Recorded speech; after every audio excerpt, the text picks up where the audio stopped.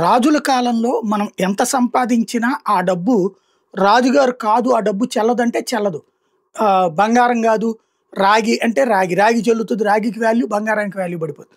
వజ్రానికి value అంటే వజ్రానికి పెరుగుతుంది, ఈడికి పడిపోతుంది. ఇట్లాగా ఇష్టారాజ్యంగా నడుస్తుంది. రాచరికాల కాలంలో నడిచేది. ఇప్పుడు ప్రజాస్వామ్య రాచరికం నడుస్తోంది. ఈ ప్రజాస్వామ్య రాచరికంలో పాలకులని ఎలా బోల్తా కొట్టించాలో ఉద్యోగులకి తెలుసు. ఉద్యోగులు ఎలా బోల్తా కొట్టిస్తారో రాజకీయ పాలకులకి తెలుసు.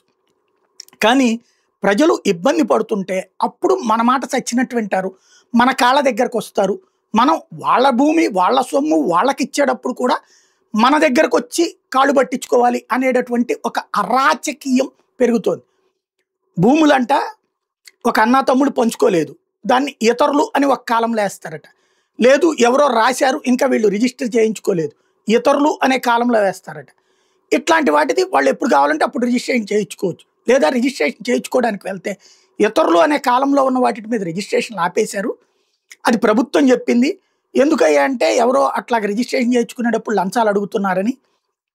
అసలు రెవెన్యూలో లంచం లేని పని ఏదైనా ఉందా? మ్యూటేషన్కి లంచం తీసుకోకుండా ఏదైనా చేస్తున్నారా?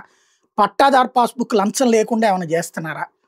లంచం లంచం లంచం లంచం కోసం కంచాలని మంచాలని కూడా అమ్మేసేటటువంటి నీచమైన స్థితిలో వ్యవస్థ ఉంటే దాన్ని బాగు చేయడం మానేసి మాకు 40 ఏళ్ల అనుభవం ఉంది, 30 ఏళ్ల అనుభవం ఉంది, లేకపోతే 15 ఏళ్ల అనుభవం ఉంది అని చెప్పుకుంటా ఎప్పటికీ కూడా సమస్యలు పరిష్కరించలేక ఇది కాస్త అధికారుల మీద నెపం పెట్టి మన పత్రికల్లో మన మీడియాలో రాసుకుంటే ఏమన్నా విలువ ఉందా?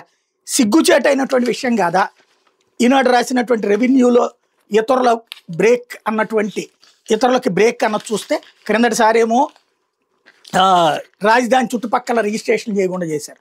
అట్లాగే వివిధ ప్రాంతాల రిజిస్ట్రేషన్లుగా ఆపారు. ఇప్పుడు మళ్ళీ సేమ్.